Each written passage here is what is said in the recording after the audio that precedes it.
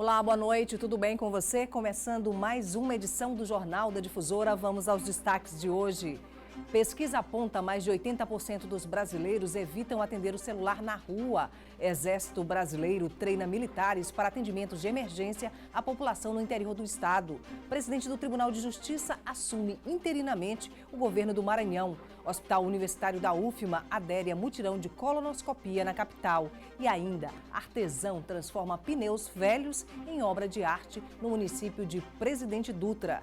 Seja bem-vindo, está começando agora o Jornal da Difusora.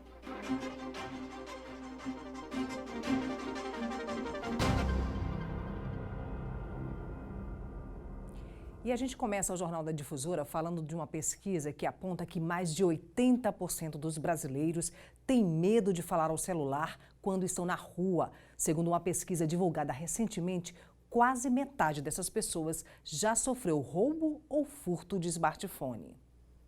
A facilidade de ter acesso ao mundo na palma da mão fez as pessoas adquirirem um novo hábito: utilizar o celular em qualquer lugar. Uma prática que, em algumas situações, pode ser bem perigosa. A Mayara, por exemplo, já perdeu as contas de quantos celulares foram roubados. Uma dessas vezes, ela e o filho chegaram a ser ameaçados. Estava com meu filho e eles ameaçaram o meu filho com a faca. A Raimunda morava até bem pouco tempo em Brasília. E lá, por 3 vezes, os criminosos levaram os celulares dela. Primeira vez e foi um pouco com violência, né? Porque era eu mais 4 amigas. Às 4h30 da manhã tinha que ir para o trabalho, que a gente tem que ir cedo. Aí eram 2 indivíduos na moto e apontaram arma de fogo, né, pra gente. Aí a gente teve que dar o celular. A Delegacia de Roubos e Furtos não possui uma estatística de quantos celulares já foram roubados ou furtados na capital esse ano. Mas segundo o delegado, esse é hoje um dos crimes mais comuns. Um dos crimes mais costumeiros de acontecer nas ruas da cidade, né? Esses indivíduos abordam vítimas, geralmente mulheres, pessoas que estão em locais, né, frágeis, né, e acabam subtraindo esses aparelhos celulares mediante violência ou grave ameaça. Uma pesquisa realizada com mais de 2.500 internautas em todo o país mostrou que 84% dos brasileiros evitam atender ou usar o smartphone nas ruas, devido ao medo de serem alvos dos assaltantes. A pesquisa apresentou algumas informações relevantes. Pelo menos 47% dos brasileiros que possuem smartphones já tiveram um aparelho roubado ou furtado por criminosos. Por divisão de gêneros, os resultados revelaram que os homens foram mais assaltados que as mulheres. Por divisão geográfica, o Nordeste brasileiro ocupa a 2ª colocação entre as regiões em que a população foi mais assaltada, pelo menos 54% dela. Ainda de acordo com a pesquisa, apenas metade das vítimas desse tipo de crime fez o registro do boletim de ocorrência, o que acaba prejudicando e muito as investigações policiais. A gente tem um problema que não são todas as pessoas que registram essas ocorrências nas delegacias, então as investigações podem ser prejudicadas por conta dessa cifra negra, né, em virtude da polícia não saber a quantidade de casos que está acontecendo em determinada região. Então, não é possível identificar os pontos quentes onde estão ocorrendo esse tipo de ocorrência, né? O Francisco nunca foi assaltado, mas é que ele costuma tomar alguns cuidados antes de usar o aparelho em qualquer lugar. Primeiro, eu não uso o celular em qualquer lugar, né? Principalmente quando eu estou sozinho, eu não costumo usar o celular, eu costumo deixar ele guardado e só uso onde tem bastantes pessoas ou onde eu vejo que o lugar pode ser seguro. Tá, e a importância de procurar uma delegacia e fazer o boletim de ocorrência deste furto. E a Polícia Civil de Caxias está investigando a morte de um homem que aconteceu hoje pela manhã após assalto a um estabelecimento comercial na região. Segundo populares, a vítima trabalhava no local como diarista. O assassinato aconteceu nesta avenida, localizada no bairro Coab. A vítima, identificada como Francisco Nascimento, de 31 anos de idade, foi morta após um assalto em um estabelecimento comercial. O fato aconteceu por volta das 12h30 da madrugada de hoje, certo? Os 2 elementos chegaram numa moto pop de capacete, todos os 2 de arma em punho, anunciaram o assalto, mandaram que todos deitassem no chão, subtraíram do bolso de um dos que deitou no chão certa quantia de dinheiro, e a vítima, o Francisco Nascimento, que era mais conhecido por Caçula, que era diarista lá no comércio. Quando desceu da escada, ao perceber, ouviu o barulho, foi alvejado com um disparo de baixo para cima. Francisco trabalhava como diarista e, após perceber uma movimentação estranha no local, desceu a escada do estabelecimento. Momento em que a vítima foi alvejada com alguns disparos de arma de fogo. Não resistiu aos ferimentos e morreu. Segundo informações da Polícia Militar, antes do homicídio, os suspeitos teriam dado voz de assalto às vítimas, momento em que elas se preparavam para uma viagem. Segundo relatos, eles estavam lá já reunidos porque era a hora de sair para Teresina para fazer compra.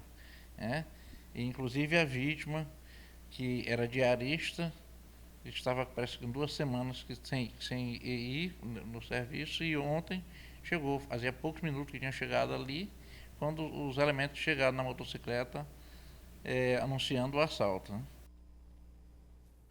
E agora vamos fazer um giro para saber o que foi notícia hoje no estado do Maranhão.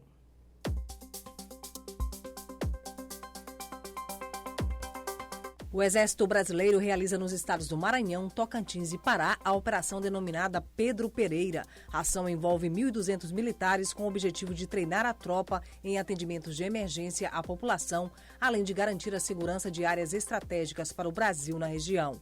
No Maranhão, as atividades acontecem nas cidades de Porto Franco, Estreito e Carolina. Segue internado na UTI de um hospital particular da capital o prefeito de Passo do Lumiar, Domingos Dutra. Ele sofreu um AVC na terça-feira e está entubado. A equipe médica aguarda as reações de Dutra para as próximas 24 horas. Ele estaria tomando medicamentos para dor de cabeça, o que potencializou uma hemorragia cerebral. Começou hoje o pagamento do abono salarial do PIS e PASEP calendário 2019-2020. Para os trabalhadores da iniciativa privada vinculados ao PIS, o calendário foi definido pelo mês de aniversário do beneficiário. Para os funcionários públicos, a referência para a data de pagamento é o dígito final do número da inscrição no PASEP.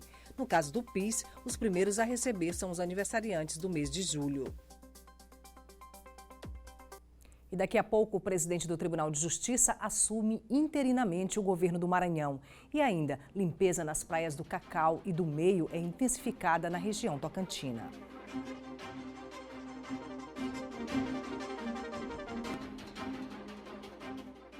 O presidente do Tribunal de Justiça do Maranhão, desembargador José Joaquim Figueiredo, assumiu hoje interinamente o governo do estado. Em cerimônia de posse realizada no Palácio dos Leões, aqui na capital, ele defendeu um pacto institucional que contemple as aspirações da sociedade maranhense. Na escala de sucessão, o presidente do TJ assume após o governador, vice-governador e o presidente da Assembleia Legislativa, ou seja, no Maranhão, com a saída de Flávio Dino, Carlos Brandão e Otelino Neto. A minha assunção ao cargo de governador em exercício é em respeito ao que preconiza a Carta Federal e, por simetria, a nossa Carta Estadual.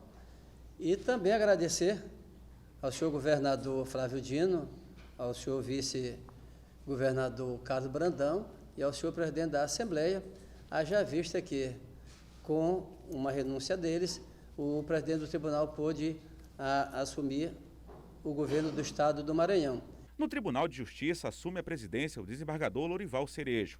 É a terceira vez que um presidente do Tribunal de Justiça assume o governo do Maranhão. Na oportunidade, o desembargador José Joaquim assinou decretos de ações emergenciais a serem realizadas nos municípios de São Bento e Amapá do Maranhão por conta das chuvas deste ano. Ainda dentro da agenda do governador em exercício, o desembargador José Joaquim, estão previstas viagens para municípios no interior do estado. Faremos uma visita à Baixada Ocidental, e aqui é claro e é óbvio, e eu não posso negar, e a Viana, a Olinda e depois a minha querida São João Batista, né?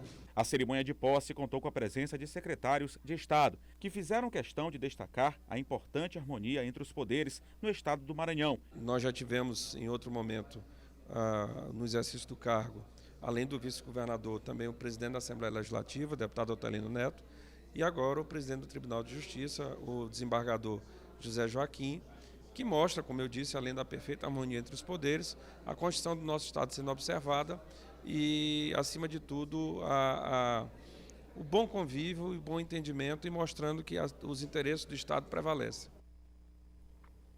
E o desembargador José Joaquim Figueiredo permanece na gestão do governo do estado até amanhã, sexta-feira. No sábado, o governador Flávio Dino retoma ao cargo executivo. E agora a gente confere a previsão do tempo para amanhã.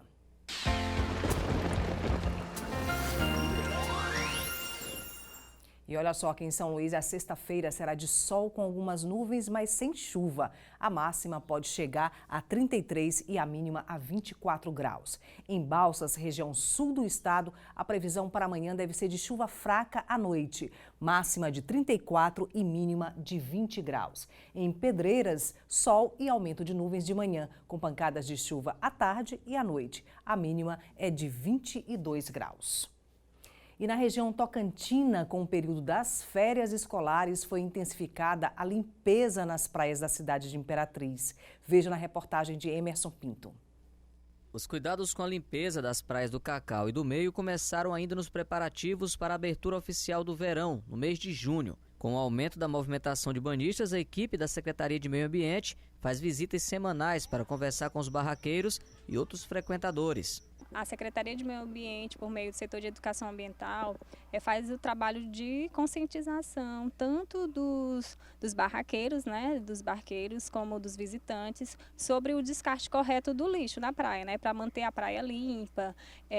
Então a gente vem monitorar a praia, falar com os barraqueiros, faz reuniões, orientando eles a condicionar o lixo de maneira adequada, o descarte correto do óleo, que é usado para fazer os peixes, as comidas. A equipe responsável pelos cuidados com a limpeza disponibilizou várias lixeiras como esta que estão espalhadas pela praia. O problema é que mesmo com o trabalho de conscientização com os barraqueiros e com os banhistas, é possível encontrar lixo jogado na areia que pode parar dentro da água. Tem sempre alguém deixando sujeira pelo caminho. Para reforçar a ação, os agentes da Defesa Civil colaboram, conversando com quem trabalha ou vai para a praia para se divertir. A gente tem chamado a atenção dos banhistas com a intenção de conscientizar os mesmos para que possam utilizar os contêineres que são destinados aos lixos, resíduos de alimentos, que é fornecido pelas secretarias, inclusive a Secretaria de Limpeza, que tem se empenhado muito diurnamente, vem aqui sempre pela manhã, faz o recolhimento do lixo, deixa todos os preparativos para que possam receber os banhistas e assim poder destinar o lixo adequadamente. Esse ano, os órgãos que cuidam da limpeza das praias também proibiram a presença de animais na área de banho e na faixa de areia. E daqui a pouco o Hospital Universitário da UFMA adere a mutirão de colonoscopia na capital. E ainda, artesão transforma pneus velhos em obra de arte no município de Presidente Dutra.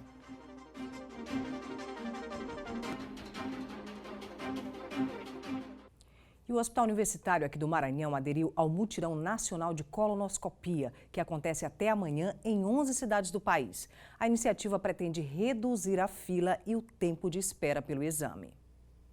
O seu Pedro não estava se sentindo bem, procurou o médico e descobriu que, de fato, as coisas não estavam dentro do esperado. Desde o ano passado, eu venho tendo dificuldades de defecar.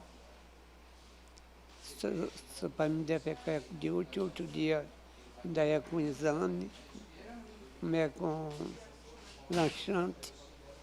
Se não for com laxante, eu não passo. O idoso foi um dos selecionados do mutirão nacional de colonoscopia, que está acontecendo em 13 cidades pelo país. A iniciativa faz parte de uma reivindicação da Sociedade Brasileira de Endoscopia Digestiva, que chama a atenção para as filas de espera do exame. Nós estamos atendendo pacientes que estão aguardando esse exame desde janeiro, ou seja, 7 meses um paciente do SUS aguarda para fazer uma colonoscopia no hospital universitário. Isso é uma realidade do país inteiro. A dificuldade de acesso a exames extremamente valiosos, no sentido de prevenir um câncer. No Maranhão, 180 pacientes devem ser atendidos no hospital universitário. Para isso, além da equipe multiprofissional do local, cerca de 10 voluntários estão trabalhando. O câncer de colo retal costuma atingir pacientes acima de 50 anos. Ele é o segundo mais incidente em mulheres e o terceiro mais incidente em homens. O que mais preocupa é que os sintomas só aparecem quando a doença já está em estágio avançado. Apesar do alto índice, a doença pode ser prevenida. O câncer coloretal tem algumas particularidades. Por exemplo, a ingesta de defumados, de enlatados, embutidos, que liberam nitrosaminas, que são substâncias cancerígenas na luz intestinal. Uma vez você evitando isso aí, você consegue prevenir. Recado dado, né? Pneus velhos que seriam jogados no lixo para poluir o meio ambiente viraram obras de arte nas mãos de um artesão no interior do estado. Os materiais reciclados têm servido de decoração para o canteiro central do município de Presidente Dutra. Nesta rotatória, o pneu velho recebeu tinta e virou proteção para o pequeno cajueiro. O outro recebeu cuidados, inclusive verniz, e está amparando o pé de laranja. Houve também trabalhos mais delicados, como por exemplo esta moto, com design futurista até. O pato, a arara e um bule, ou chaleira como queiram chamar. Tudo isto deixa o ambiente mais bonito. Pelas mãos habilidosas de um artesão, o pneu velho, que demoraria muito tempo para se decompor na natureza, se transforma nessas obras de arte, que hoje estão decorando este canteiro central no encontro de BRs aqui na cidade de Presidente Dutra. Segundo a Prefeitura, a ideia é fazer com que esse trabalho tenha continuidade, para que pneus velhos possam continuar decorando praças e avenidas aqui na cidade. Laurinete Coelho é escritora e superintendente de educação ambiental do município de Viana, no Maranhão. Veio compartilhar ideias de sustentabilidade aqui em Presidente Dutra. O pneu ele tem uma durabilidade muito grande na natureza, né, de desgaste, e a gente consegue trazer este curso em parceria com a educação, fazendo a educação ambiental, o meio ambiente. Então é um projeto assim que ele reúne várias ideias, várias propostas. O instrutor e artesão Hildo Nascimento empolga com o seu conceito e motiva com os exemplares criados a partir da transformação de pneus. E aí eu pedia tanto a Deus, para Deus usar alguém para me apoiar, parceria criar. Aí o senhor usou a nossa amiga secretária de Meio Ambiente, a Eloriette. Aí a gente estamos aqui. A gente já fizemos a Viana, agora nós estamos terminando. Daqui à tarde nós vamos botar para distribuir. Muito bonito, né? Projetos como este aí são muito importantes e devem se multiplicar. E olha só esse dado: um pneu demora até 600 anos para se decompor na natureza. Uma ameaça incalculável para o meio ambiente. Da escrita à oralidade, da encantaria no terreiro da Turquia. É o título do livro da pesquisadora Regina Célia de Lima. O repórter Hugo Viegas acompanha o lançamento. Hugo, o livro traz a história de um dos terreiros de tambor de mina mais tradicionais aí do Brasil, não é isso? Boa noite para você, Cristiane, boa noite para todo mundo que está acompanhando. Pois é, nós estamos aqui no terreiro da Turquia e justamente para falar sobre o lançamento do livro Da Escrita à Oralidade na Encantaria do Terreiro da Turquia, da autora Regina Célia de Lima e Silva, que está aqui autografando os livros e vai conversar com a gente rapidinho. Ô, Regina, boa noite. Fala para a gente de onde surgiu, como é que surgiu esse livro. Pois é, isso é uma pesquisa de doutorado e foi defendida no ano de 2015 e eu resolvi transformar essa pesquisa em livro em seguida, né?